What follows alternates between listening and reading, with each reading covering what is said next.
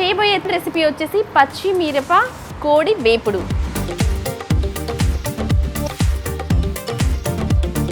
So village స్టైల్లో ఎలా చేస్తారో చూసేద్దాం. ఫస్ట్ బోన్లెస్ చికెన్ ఒక బౌల్లో తీసుకున్నాము. సో ఇప్పుడు మ్యాగ్నెట్ చేసుకుందాం. అల్లం వెల్లుల్లి పేస్ట్, ఉప్పు తగినంత, కార్న్ఫ్లోర్ 1.5 స్పూన్, 1.5 చెంచా, ఓకే 1 స్పూన్ ఆఫ్ మైదా. ఈ ఇంగ్రీడియంట్స్ అన్నిటిని కూడా బాగా మిక్స్ చేయాలి.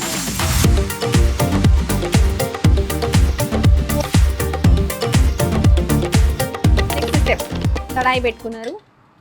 ఆయిల్, ఏం ఆయిల్?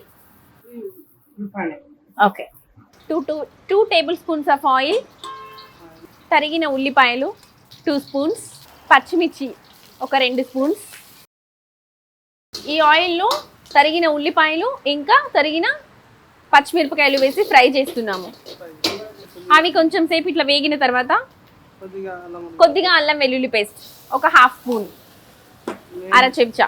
ఓకే, మెయిన్ ఇప్పుడు ఈ పచ్చిమిరప కోడి వేపుడికి ఇది చాలా మెయిన్ ఇంగ్రీడియంట్ అంట, పచ్చిమిరపకాయల పేస్ట్. ఓకే, దీంతోనే మొత్తం టేస్ట్ ఆధారపడి ఉంటుంది. ఈ పచ్చిమిరపకాయల పేస్ట్ ఎలా చేశారండి? ఓన్లీ పచ్చిమిర్చినా లేకపోతే ఓన్లీ పచ్చిమిర్చి అంట?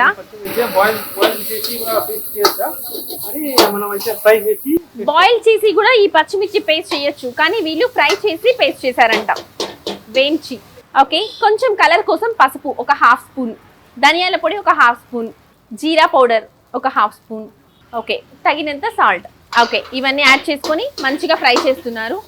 పచ్చిమిర్చి పేస్ట్ చేశారు కదా, దాంట్లో ఇవన్నీ వేసి మంచిగా ఫ్రై చేస్తున్నారు. ఓకే, ఇప్పుడు ఈ ఫ్రైడ్ చికెన్ని అందులో మిక్స్ చేసేస్తున్నారు. ఈ పేరు వినడానికే చాలా కొత్తగా ఉంది, ఇంకా టేస్ట్ కూడా అలాగే ఉంటుందా? అంతేనా? బయట అయితే కొత్తగానే ఉంటుంది, మా దగ్గర అయితే ఇక్కడ రెగ్యులర్గా ఇది చేస్తాం మేడం అని చెప్తున్నారు. సో చాలా మంది స్పైసెస్గా కూడా తినాలనుకుంటారు, ఎక్కువ స్పైసీ ఇష్టపడతారు. అలాంటి వాళ్ళకి ఇది చాలా బాగా యూజ్ అవుతుంది అనమాట. మీన్స్ స్పైసీ ఎక్కువగా తినాలనుకునే వాళ్ళు, నార్మల్ పీపుల్ కూడా తినొచ్చు, బట్ ఇది టేస్టీ కోసం అయితే ఇట్స్ రెడీ. యా, పచ్చిమిర్చి కోడి ఫ్రై రెడీ అయిపోయింది.